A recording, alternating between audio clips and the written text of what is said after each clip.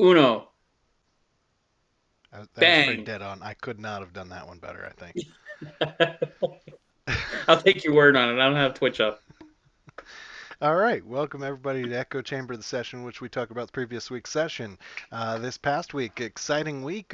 We're calling it the Great Escape. Exciting stuff. Nice Start, name. yeah. Is actually I grabbed it from you. You accidentally called it during Yeah. the session, and I was like, "That's gonna be the Oh, did name." I? Like right there in my head, I was like, "That's the name for this session." I'm pretty sure I even wrote it down. Yeah, I did. As long as I'm not thinking or doing anything, I'm a genius. Yeah, it just kind of like word vomits out, and you sound like a genius. It is blackout Will Ferrell style. And how'd I do? Exactly. What did I say? Exactly. This session starting out in a battle and pretty much ending with that battle. I mean, we got out of town through some means of Adrin casting a spell we haven't seen him cast yet, followed by. Actually, no, you have. Oh, That's we the same have? spell that I. Yeah, that's the same spell that I was casting. Like when we were set camp up.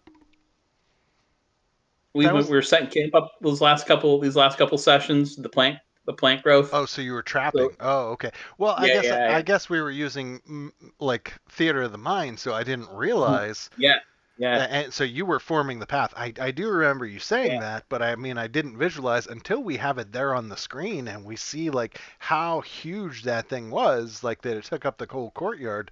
Uh, It seemed like it was brand new to me. I mean, yeah. Yeah, I thought it was new The- too. I didn't realize it was the same thing. it's so funny because some of these spells you think, um, yeah, I guess that's kind of a neat spell. I guess I can't see a practical use for it, but then all of a sudden it's kind of like, whoa, this spell's awesome. yeah, it's one of those things where it's kind of like that magic item that like you give your party like delicious dust and like you're like, Yeah, ah, yeah, that's cool, and then all of a sudden it gets used for something epic and you're like, yeah, fuck, that was crazy, right? yeah, yeah. Um, yeah, Garrett, I know you're not there on CR yet. Delicious dust. Just when Yeah, it's given to the party, note it in your mind. That's all I can yeah, say. All right. yeah. I It's like you get away. They get away early on. Yeah, they do. Like how she remembered she still had that was beyond me. I, Interesting. part of that I feel anyway. I feel is because they're using D&D and Beyond, and it's all like right there. Mhm. That's how they keep track of everything. And Yeah. Matt even like makes them items. Like so, when he gives them a custom item in game, he makes that item in the app, and then they're able to put it in their pack. Yeah, yeah, So I think that like she was like as they were sitting around the hut, she was scrolling through like what can I do? yeah, Oh yeah. yeah. Well, So yeah, I think that's how that came out. But anyway, back to the more important part of the group. So we had a little chat at the end of it, and Rusty, I'm not sure if you were there, but we chatted a little bit about the S Society. That's kind of if we're going to pursue Siddle's path, that's kind of the next step in that. How does Siddle feel about that if we were to talk to him about it? Like obviously we want to figure out how to get our reward for the Weevil, but the next step in figuring out your backstory is the S Society. Yeah, I mean, I think that you know there's always the sort of Siddle being an academic, being an intellectual, whatever, wanting to know what was I doing, what do I know that I don't know I know. Um, I think that it's almost going to be a consuming thing where it's all right. These guys wanted me dead. They sent out a sort of whisper campaign almost to guide me to the Weevil, to guide me to the rusty nail, to basically send me to the executioner. So I think it'll turn into Siddle pestering everybody else for, okay, rack your fucking brains. Have you ever heard of these guys? Have you come across these guys, etc. Yeah. Um, So, do you feel they have it in for you because strictly because you were looking for the book, or do you feel that they were also looking for the book and you were kind of a step ahead of them? Mm. I mean, it could be that. I guess that my thought is that I knew something they didn't want me to, whether it was more information on the location of the book or what. Presumably they would have there would have been an interrogation or something like that prior to the intended demise. But I don't know. That's a good question. And to follow up to that, like, why is the book so important? You know what I mean? And are we gonna get to the point where you get your memory back and you're like, fuck this quest, I need to get this book? There's just so many different things, so many different ways it can go, right? Yeah, absolutely. I don't know. Do you think it's possible? So I wrote this down a long time ago, but do you think it's possible that your amnesia is curable, like to the means that like the curse that they just had on them was curable? Do you think it's curable like that, or do you think you need to discover something to get it to click? I mean, based on the events so far, I think it's a matter of discovering something to make it click, putting the pieces together, and enough things will click to fill in the pieces, fill in the gaps. Yeah, I mean that's kind of where I was leaning too, because there's been a couple times in which like stuff has come back to you, and so it wouldn't make sense that you were cursed. Right. This stuff would come back, but I did write it down early on, and I was just curious your thoughts on what's going on with Siddle, and then the other side of it. And I'm curious. I'm gonna bring Eric in here. Do you think the S Society actually has something to do with the Giants? Do you think they are the masterminds behind the Giants? I mean, it's definitely a possibility. Yeah, Um, I think that even if they're just pot stirrers, that very well yeah, I mean, at this point, the way things have kind of circled, um, I wouldn't be surprised if that was the case. Right, because you had mentioned, I think it was like 2 weeks ago on Echo Chamber actually, that maybe Siddle's tapped out. Maybe he knows no more about the Vonnegut. Maybe he knows no more about, Right.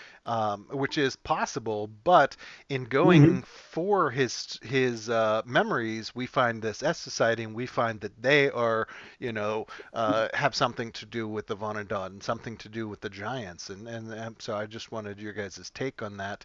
Yeah, no, Uh, that's a that's a huge possibility. I mean, like I said, I wouldn't be surprised if they were involved, and I wouldn't be surprised if they weren't involved, and they were just a separate offshoot of something. Yeah. I mean, I think it would still be within the scope of what the Phandalin Five does to try and take these assholes out anyway, I whether or mean, not they've got something to do with the Giants. that's a great point about the Phandalin Five, but as G Money said, the Phandalin Five was not. This is the first town the Phandalin Five has left without leaving as heroes, and I think that really says something. At least for Amrook, like that hurts. That hurts. So Yeah. I Siddle is a little bit more academic. Maybe he doesn't care as much. Adrin doesn't even like towns to begin with, so he doesn't care. But I mean, it is just kind of weird. It feels weird to actually have a town that now, it's an uncertainty. Yeah. I mean, sometimes you got to do that. Sometimes you got to break an egg to make an omelet. You're not Yeah. I wrong mean, I there. You're always not wrong. kind of liked the idea of hey, we can sort of go most places and be welcomed with open arms, and Yeah. that's no longer the case, I possibly. think I think Adrin's a little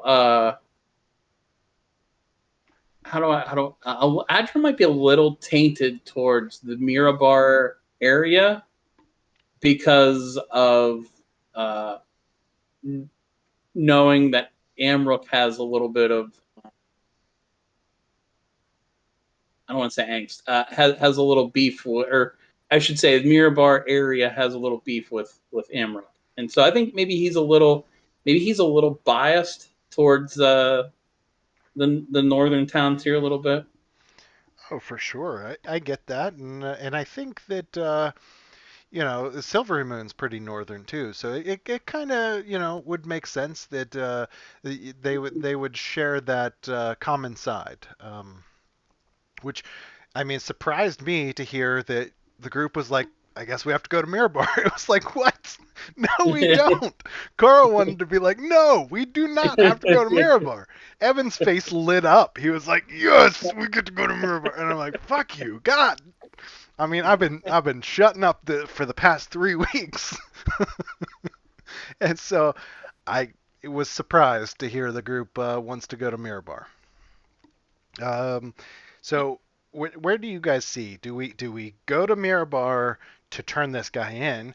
Do we find a patsy and say, listen, we'll give you part of the reward if you take this guy and turn him in for us? Which then we can't trust the fucker, let's be honest. Or do we go Yeah. with this guy's self, turn him in ourselves, or do we go back to the town and say, listen, here's what happened. It was all a misunderstanding. Let's work this Ooh, out. I don't like that idea at all. Yeah, I mean, I'm wondering if we need to, you know, the trip into Mirabar is a pretty quick one, and as we're handing him over, say, hey, could you guys report this back down to Xantharl's Keep that this guy was a fugitive wanted for fucking murder? Kind of maybe try to get them to help us out with the clearing of our names a little bit. Well, not only that, I mean, we have an in with the Harpers and the Lords Alliance too. Yeah, So I'm hoping, hoping that we can make a contact in Mirabar, since we have to find the place where the portal's at anyway. I think we should have a contact there, and maybe they can give the Weevil over to who the proper authorities. yeah. Okay, that's true. That's a good way to look at it. Yeah.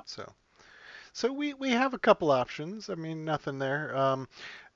But so uh, I could be wrong. There was a couple things in which it could have went a couple different ways. I think Griswold's killing right in front of the guard was a huge difference maker in the way things went. And so I'll throw this to G. Like I I couldn't see your face, but I'm sure as Griswold killed this human, as he tried to run away, you were like, "That's gonna come back to haunt you." Am I right, or did it just fit later?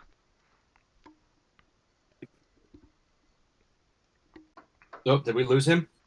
He's muted. He's muted, Oh. so he might be talking to us on mute, or he might be out of Bluetooth Hey right guys, now. can you hear me? Yep. Now we can hear you. Good. All right, go ahead and repeat that question. I caught the tail end of it.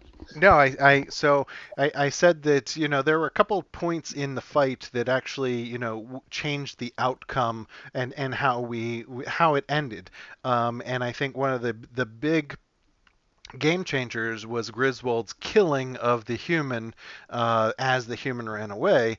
And so my question to you was, I couldn't see your face when it happened, but as soon as it happened, were you like, oh, that's going to come back to haunt you, or this is going to come into play later, or was it just an after the fact, oh yeah, remember that? No, that was very much adoring it. My face was, we'll call it a blend of shock and appeased. I was kind of looking forward to how the events would play out with the complexity that created. But my thought was, when these guards came in, that was planned. 2 rounds, guards come in, so you guys had a 2-round advantage to do whatever you needed to do. It created that moral dilemma of what do? You are now stuck in this dilemma. Guards tell you to put your weapon down. I'm trying to, from the guard's perspective, everything that you and the enemy did, I was attempting to weigh. You have an unbiased approach. You know that these guys just passed for an objective to visit this Heldor, and the other group was there for you don't know why. So you don't know what their opinion of them was. So how are you as the guard judging what's about to happen? And sure enough, the other two ran, and Griswold just whap, dead, smashes them with the Morning Star. So if you're the guard and you come through and you see that, I'm thinking, all right, well, they have no way to think but anything but these guys are hostile. So let's play it out that way. And it was a pivot point, an And that exciting one at that. But that's how I chose there, to play it. Sorry, go ahead, Eric. there's a couple strikes against us too, and that's why Adrian's. I mean, kind of metagaming a little bit, but Adrian was a little not super confident that things would go in our direction. So there's the killing of the bandit in front of him. We blatantly lied to get in. And the Weevil was under a charm spell. That's 3 strikes right there. I mean, that's them going, Yeah, the optics were great. Right, and how can we believe anything that you just said, considering these things? Yeah, no, valid point for sure. And, it was an interesting moral dilemma, and I was curious how you guys handled it. Ambrook was tentative, but most of the time you guys didn't get the chance, and you immediately. So the interesting thing was you immediately called, and you're like, "Listen, non-lethal strike, done." So you even called the option first. So it's not like, I forgot. Griswold's like, he called non-lethal. I'm gonna kill him. Yeah. Yeah, no, it was definitely a decision that Griswold made to kill him, and how does that affect his alignment? What do you think at this point? Maybe you don't want to tell us, but I understand he's a vengeance paladin, but what did these guys do to him other than, attack him for the bounty that we both sides were pursuing, which is not a vengeance-worthy thing in Carl's opinion, but how does that affect what's going on in the background? Yeah. Well, I I'm kind of gonna try. Go ahead, please.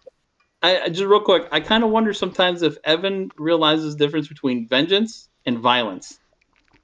That's a good point. That's a very good point. And maybe Um, maybe it's in his character, or maybe it's in Griswold's character that he doesn't know the difference. So I don't know. And you kind of hit the nail on the head there. That Evan's formula for Griswold, and actually, the way Evan has Griswold's character deciding his alignment versus the way I, the DM, or therefore Gabriel, tells his alignment is not necessarily the same.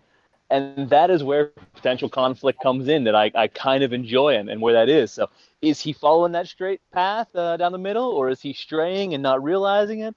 And let's face it, I mean, most evil characters at one point think they're doing the right thing, and they stray for one reason or another. They think they're following the path and end up too far to the far side. So it's certainly interesting. I'm not going to meta on how I'm determining his alignment and where it is.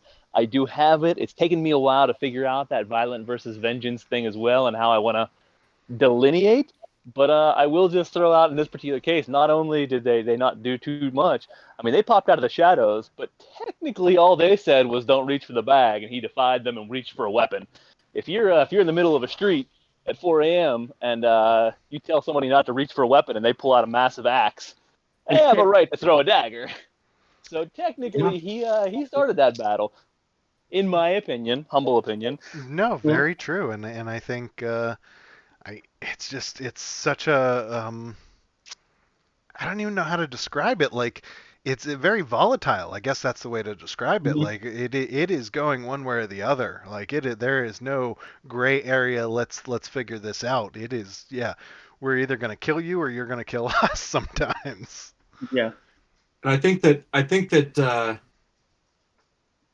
and I'm speaking for both myself and my character, but I think there's some amount of concern for the volatility that it may bring and the consequences that may have for the rest of us, sort of by association. That we could do the right, whatever we think is the right thing.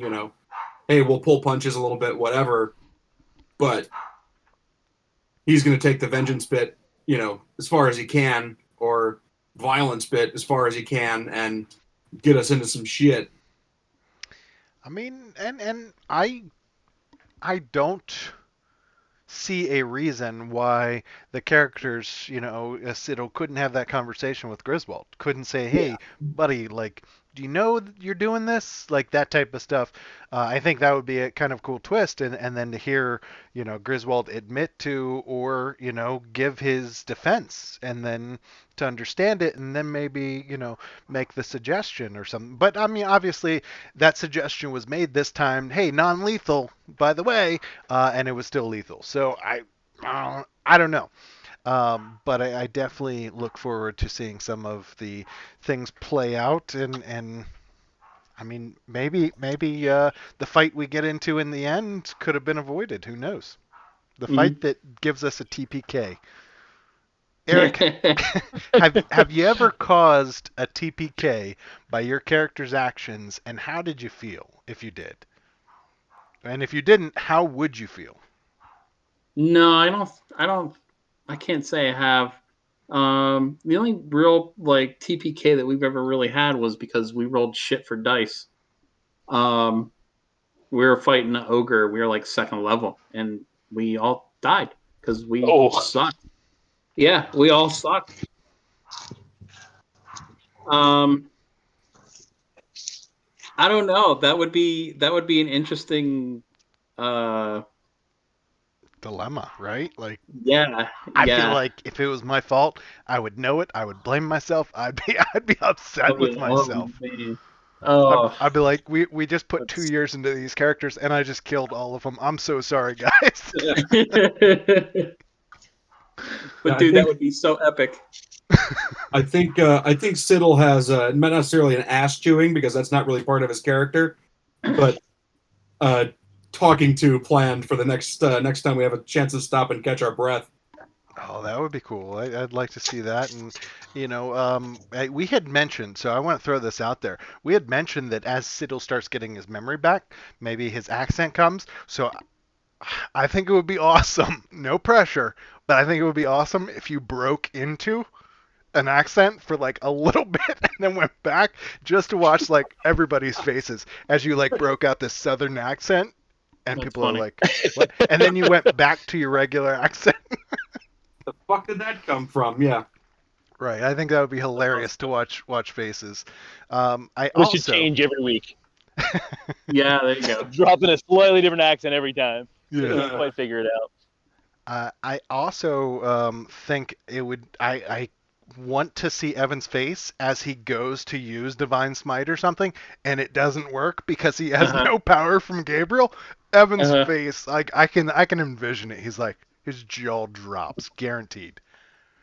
What? What? I don't understand. Yeah. That would be amazing. Um, did you guys have anything that you wanted to talk about? I did write down the spell save for Divine Smite that was on there, but I think we talked about that in session, so no biggie there. Did you guys have anything from the previous session? I don't think so. I don't think I did. The reduced. We didn't get to talk about the reduced spell cast Oh, on Griswold. I thought that was yeah. pretty comical as we're running away. I feel like we didn't go Nova in the fight, and it's kind of lucky we didn't because we Yeah. needed the Yeah. rest of that to get away. Exactly. I just want to say that I applaud your creativity on the escape. I thoroughly enjoyed that. We do a lot of battles, and typically it's been you use your magic in battle, you get out of it, and it's RP, pure RP. Magic in battle, RP. This was one that created some real moral dilemmas, some creations, and then the requirement for an escape in which to use all of your skills. And you guys pulled out some crazy spells in different ways, and yeah, you kind of overcame every little obstacle I threw at you. The weight, the speed, the distance, the guards. I was impressed, and it was fun. Every turn was unexpected, and I like that. It was enjoyable. So well done. Kudos from my side. I It mean, was I fun to felt watch. like you just kept throwing stuff at us as we kept trying Mhm. to escape. You were like, Yeah, yeah. okay, go ahead, round that corner. Guess what? And then Yeah. it was like, how do we do it? How do we get through the next? Like it was like we were going through the labyrinth and we were trying to each stage something new. Well, it's funny because I don't always take hold person because it only works on humanoids. So Right. so there's a lot of times that we'll be fighting non-human. Like most of our battles have been non-humans, and I thought, well, we're going to be in this town. We're going up. We're going to find this guy. Okay, we're going to be surrounded by humanoid people. You know what? I'm going to take this just in case.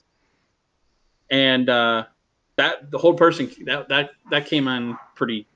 That helped For sure. because getting shot by a ballista would not be fun. No, fuck that.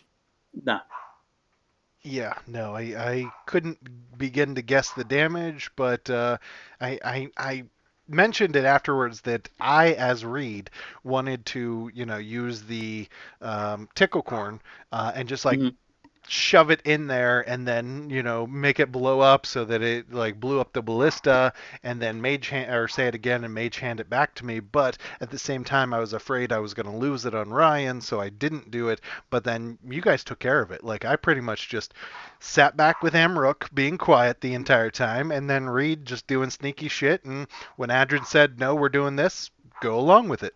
Like so it Yeah, was I really thought about casting Shatter on one of the ballistas to try and because it would That damage would've the worked. mounts and damage Yeah. presumably the ballista itself is wood, but Yeah. using the mounts or something inorganic, so it could probably have done some significant damage to one of the mounts. But all right, as soon as I hit one, the other one's firing on us. So what's the fucking point? Yeah. And Yeah. I don't want to piss these guys off even more by breaking their shit on the way out of town. That is true. With our escape, if we do make, we talk to the Lord's Alliance or we talk to the Acts of Mirabar and we straighten things out, it could be a place we can go back to because we didn't do anything to actually harm much anyway. Um, so I mean that's a good point there, Rusty. I like it. Yeah. I think you guys should let Griswold try to explain this. Let him get you out of this one. What could go wrong? Yeah. No. I mean, one of these days, Warwick is going to roll a high, and Evan's gonna, go for a persuasion check that's really low, and Warwick's just gonna substitute it, and Griswold's gonna be successful, Uh huh. and it's gonna be Which is comical. going to be terrible because then he's always going to think he can be persuasive and or rely on Warwick. Yeah. Right. So awesome or terrible depending on your perspective. I'm just Awesome for bummed that me, terrible for you guys. What'd you say there, Rusty? I was to say I'm just mad that I can't take the spell Silence. Sometimes I feel like that'd be really useful. Like, That would. Yeah. That would have been useful too. 10 minutes quiet time. Yeah. Can none of you? Oh, that's right. No one can. Your bard can, I guess. I was going to say Warwick can. Yeah, So he has I the don't power think he, to. I don't think he has The power silence to though. succeed her. Not yet, but he has the power. He could take it. Yeah. If you guys still had the original spell scroll that you traded in. Yeah. I think Rusty. I think you can if we found a scroll. Yeah. I think it's Nope, same because amazing. thing. you actually had a scroll of silence early on. It wasn't a wizard wasn't possible unless they added it in Tasha's, because they did mix up some Okay. spells. Yeah, Okay. I think Then never there's- mind. Actually, you guys traded it to who's my boy? My boy in Yartar, Mythos. Mythos. Yeah. I vaguely remember Evan trading it. No biggie. We'll figure it out. I mean, silence would mostly be used on Griswold anyway. Let's be honest. Yeah, that's true. That's true. Well, I think it was used one time by somebody early on against Glassstaff, or it was used by Glassstaff. One of the others. I can't remember. I do remember it coming into play very early on, but I think Glassstaff used it on someone, possibly, Yeah. possibly. but I don't remember. That was a long ass time ago at this point. Right? That was like a year ago. That's still crazy to me. Like that you can be I playing did. a single campaign for years upon years, and like it's so cool and crazy at the same time. It is a bard spell. Yeah, I think it might have been It's Mr. weird. Shaggins that cast it. Yeah, that might be it. Oh, I forgot about that. Yeah. Yeah. Yeah. All right. Well, so no stats this week. We will have double stats next week. I do Oh, want to mention one stat that I put in my mind, and I don't know if anybody else noticed this. Amrook put out some damage. yeah, you did. That tunnel fighter is freaking awesome because there's potential for you to attack a whole bunch of times around. Like I got through the first 2 rounds, right? And I don't know how many times I was like, I'm Rook attacking again? Holy crap, what the hell? I Yeah, don't know. You must have 6, 7 attacks in 2 rounds. something like that. Because like Yeah. I remember at one point I messaged you, and I'm like, have I done 72 points of damage in one Yeah. round? That is insane. Like, I mean, Mm-hmm. maybe it's not that insane because I know like higher levels you can do that in one attack. But at the same time, like for what we've been doing, this is the second time we faced a fire elemental, and we struggled that first time with those fire elementals. Was that a fire elemental? I assumed it was, but can we confirm that? Was that a full fire elemental or was that a minor fire elemental? That was a minor fire elemental from the caster, actually, the mage. Yeah. Okay. Okay. All right. I knew it was something along those lines, and it had a decent amount of HP, so I wasn't sure where it was at. But so we've run into fire elementals once before, and you know they had their distance on us, but this time it was right there, and we were just wailing on it, and it actually I think we took it down in like a round and a half. Like Because it only got to attack once, so yeah. we focused it. Like I know we had talked about like a call out on what to focus, but we seemed to actually focus the right target together as one. Even with Siddle's chromatic orb miss, we still were able to take it out. Yeah. I was waiting for a response there. The Uh, no, I'm just. I swear I miss more than I hit on ranged spells. Yeah, I think you missed. I know you hit one time with chromatic orb, but I think you you hit the casted. wyvern. Yeah. Well, no, I mean in this battle, you hit. I think in the first round you hit with the chromatic orb, or Yeah, second round. I like the security of save spells, Mhm. but Yeah, especially if you know like what their weak spot is. You know what I mean? Then you can right. kind of say, okay, this is a wisdom save, this is a charisma save. And you know, when you think about stuff like that, a lot of creatures are pretty low charisma. So, I mean, those charisma save spells are kind of a go-to against monsters. Yeah, absolutely. Yeah. Yeah, you want to stay away from like the intelligence saves or on certain monsters, but yeah, that's the only stat we'll mention this week. I just can't help myself. 72 points of damage in one round from a boy. But then we can go ahead and you know what time it is? Eric, get ready. It's. I don't remember what I sang last time. Magic item of the week. Magic item of the week. Something like that. I don't remember what you Okay. said. If we have a fan out there who wants to write us a song, that would be cool. I'm trying to get these guys to write a song, but this is magic item of the week. So we are out of party magic items at this point. However, we do have a couple. Oop, I just almost canceled you guys out. That was all right. So we want to talk about 3 items that we can talk about. First one is Belt of Dwarven Kind. I don't know if you guys know what this is, but I remember hearing about it from other campaigns, from other people's, and so it is pretty simple. It's a rare item. It is wondrous. Basically, it boosts your Constitution +2, right? So to a maximum of 20.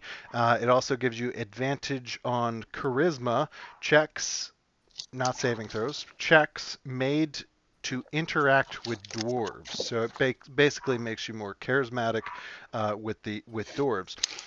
It also, while attuned to the belt, you have a 50% chance each day at dawn of growing a full beard.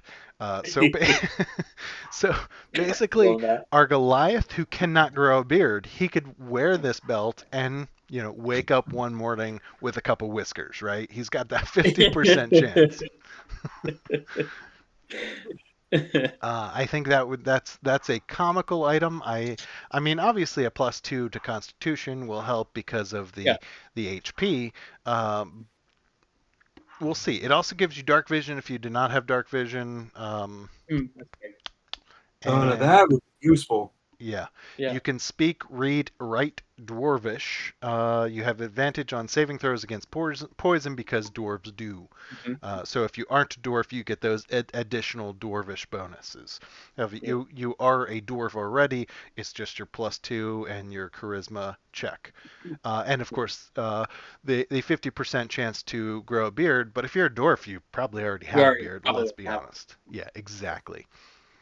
Um, so I think that item's really cool. I could see it coming in play battle. I know we've talked about other items, that could possibly come in play outside of battle, but I think that would be, with that constitution, it would help out in battle quite a bit. The other next item, it was another item that deals with Constitution, and it is another one of those that would help out in battle. It's the Amulet of Health. It increases your Constitution to a score of 19 for the wearer of the amulet. Uh, and that's pretty much it, right? It is a wondrous rare item as well. So basically, the modifier is it gives you a constitution of 19, kind of like some gauntlets that we have in the party right now, right? We have the gauntlets of ogre strength, I think they are, or something Yeah. like that. Yeah. That for some reason our Goliath paladin is wearing because it boosts his strength to 19 from 17 or something like that. Yeah, those So are going to get repossessed. you might have to pry him from his cold dead hands, literally. But I mean, something like this would be similar to that, but it would obviously be for the Constitution. So I feel like an item like that would be for a wizard a squishier target, right? Like I couldn't see someone that was already had a decently high Constitution modifier, even if it was a 17 or 18. I couldn't see someone trading in that I'm going to call it a slot, be the attunement slot for this item. It just doesn't Yeah. make sense to me. Not saying Yeah. that if we run across it, the Griswold's not going to want it because I never know what Griswold's going to want. Yeah. Exactly. Everything. I was just saying everything. All your magic items belong to Griswold. Yeah. The last item we'll talk about for the magic item of the week is the Instant Fortress. Now, so I'm going to ask anybody who's heard of this before. I've also heard it called something like Darren's Yeah. Instant Darren's. Fortress. Is that what it's called? Yeah. Yeah. Yeah. Or Yeah. is it just called Instant Fortress? Because I've heard it both I, ways. on Roll20, they kind of genericized. They took the Generic. descriptive. They took a lot of the descriptive names out of the descriptions. I think just for simplicity's sake. But like Mornicanen's, what is it? Mornicanen's mansion or something like that. I think is just like mansion or something. I don't know. Like Even like Tensor's floating disc is just like floating disc. It's like I like the flavor of the mage names. Yeah, I do Yeah. too. But I think that genericizing also allows the DM to possibly Mm-hmm. throw in something else. Like if, Yeah, yeah, we come across the Bo Gentiles Instant yeah, Fortress or something like that yeah, might be kind of cool. So I yeah, yeah. mean, give or take. But I think you can do that Yeah. anyway. I feel like, You guys will you say know, you can do that anyway. It's no big deal. the DM has that liberty, as we've talked about Yeah. before, and I think that just kind of incorporates and gives flavor to the story. So, G, if you're still listening and you want to do something like that, Bo Gentile's Instant Fortress sounds pretty cool. Oh, I'm listening to every word. I'm just I'm chainsawing right now, so I figure that's not good for the stream. May impact your flow a little bit. So while I can hear everything, I do mute whenever the chainsaw is running. All right, well, Awesome. But no, I like that. A little bit of flavor. A little bit of flavor has been starting to get dabbled in, and it's coming in a strong way here soon. So I'm getting my feet under me here. A year and a half in, I'm starting to feel this a little bit. So she's coming. Trust me, we've been trying to catch up to you most of this time. We're just starting to catch up to you now. So as you throw this in, now we're going to be playing catch up again. We're going to have Adrian cast a couple spells to get us up there to you. I'll tell you that much. I don't know about that, but I'll take it. So with the instant fortress, basically I think it's a 1-inch metal cube. So it's like pretty small. It's a metal cube you set on the ground. You speak a command word, and it grows into a fortress. Uh, does it remain invisible? Like, how does that work? Everybody can see it then? Does it like expand? Do we need to be in an open area? I don't, I don't know the specifics of it. I'd have to look at it. Yeah, I don't know either. I'm interested, but at the same time, I don't know. Anyway, so it grows into a 20 feet side to side, so I think that's 20 feet diameter. Well, I mean, however you want to do that, since it's a square. But and then 30 feet high. It has arrow slits throughout. It is also. I thought this was really cool about it. The door only opens at your command, which you can speak as a bonus action, and the cool part is it is immune to the knock spell. And other spells like Chime of Opening. I thought that was really cool because That's I cool. was like, Yeah. well, what good's a fortress if somebody can just like cast a spell and get in anyway? And then I read that and I was like, oh, okay, okay. So I think that's pretty cool. I haven't got like full description, but I don't think you need to attune to it. I didn't see anywhere where it said Probably it needed no. attunement. No, you do not. Yeah, so I think that's cool. I do see now if it's like Maybe. cast in which a spot that's taken up Uh, by a creature, the creature is pushed to an unoccupied space outside, but next to the fortress. So I do see that. I assume it works for other things. So we would need to like set it down in a 30-foot area that it wasn't going to destroy somebody's I, house. I like this one too. Each creature in the area where the fortress appears must make a DC 15 Dex save throw or take 10d10 bludgeoning damage on a failed save. So what do? You What's set the it, you spell? walk Use the 30 feet fortress for away, what? and then you say the magic word so you don't take the Yeah, damage. yeah, Okay, I didn't see that part about taking the damage, but yeah. good thing you did. um, it also, um, so each of the walls, I think I read in it, each of the walls have 100 hit points, Yep. and it has immunity to damage from non-magical weapons, excluding siege weapons, right? So Yeah, somebody can't just like come up and hack down the door. They would right. need a magical weapon or a siege weapon, which is, I Yeah, mean, it's kind of cool. It's kind of has some out of combat as well as in combat capabilities, right? So like in combat, somebody mage hands it over there, says the word, and then all of a sudden we have a fortress that we run into, and then we can now attack out of, but it deters them from attacking us. I think it's a one-time use only. Oh, is it? I didn't read I that. think so because I don't see anything about like you can use this once per day or you can only use it. Oh. Because that would almost be too powerful as a multi-use item. I mean, shit. Yeah, We could have been in a fight with with something. Be like, man, I'm out of spell slots. Whatever. Let's just put up our fortress and take a long rest and pick this back up when we're done. and the only way you can repair it is by a wish Wish spell. spell. I did read that. So that repair made me think that you could do it again, but maybe it just exists where it's at. So like I that's think now your so. Yeah, fortress. So it's yeah, I not that think. it goes away, it's just there now. You can't reduce it Yeah, again. You now have a yeah. fortress wherever you set it. So that's something to keep in mind as well. Oh no, no, no, no! Here it is. Cube rapidly grows into a fortress that remains until you use an action to speak the command word that dismisses it, which only works if the fortress is empty. So yeah, no, you Oh. can. That's pretty That's insane, if that's really. pretty awesome. Like I can definitely see some uses. We set that up outside of a dragon's lair or something, and then we run into it, right? I mean, maybe that's a bad example, but I can see us trying something like that. Yeah, yeah. Note to self: equip everyone with magic weapons. Oh shoot, was I not muted? My bad. Yeah, you were dictating into your notes, and you must have left your mic on. My bad. Oops. Yeah, Hey, when no, that happens. but no, I thought that item was really cool.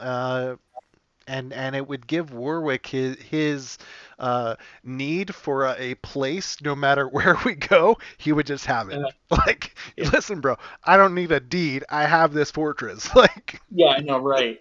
Yeah. because he's looking for a deed in every town we go to. Again, this is I think the first time we've been into since we've met Warwick, uh, that we don't have land or a house in the town, right? Yeah. Did he got something in Long Saddle, right? Did he? I don't remember He that. did. He picked up a house in Long Saddle. Yeah. That's where you guys went to the bar, and he went home with Gren, and came back late the next morning with a house. Yeah. Well, I don't think we heard that part of the storyline. I think we might need to ask him about that. I mean, Emrook's not going to ask him It's about it. in there. It was brushed off, but it was there. Yeah. All right, all right. Eric Adrian calls it. Yeah. Yeah, you might want to go back and watch. I vaguely remember you saying it, but I don't think an explanation was given at the time. And I'm sitting back at this time. Amrook's sitting back because we are a little farther north than he's comfortable with at this point. So. I believe one of you called him Moneybags or Mr. Monopoly at the time. Yes, exactly. Oh yeah. Yeah. That's exactly it. So I wonder, is the Phandalin 5 on that deed, or is that just Warwick's? Like, is Warwick looking out for himself right now, or, huh? Oh, I'm pretty sure That's it's a good all. question. I'm pretty I'm sure pretty. it's just Warwick's as well. Yeah. You guys But just kind of took that at face value and ran with it. Oh, you bought a house. Okay, cool. Yeah. but I'm No I'm housewarming wondering gifts, nothing. I'm Nah. wondering if that doesn't come into play later on when he wants put on the deed there for Trezendar Manor. That's all I'm saying. Yeah. Yeah. Hey, I gotta run off to a little work call. So Yes, Yep. sir. I think we're going to end it there anyway. Thanks everybody for joining us, and thank you guys for being here. Good stuff, and we'll see you this weekend.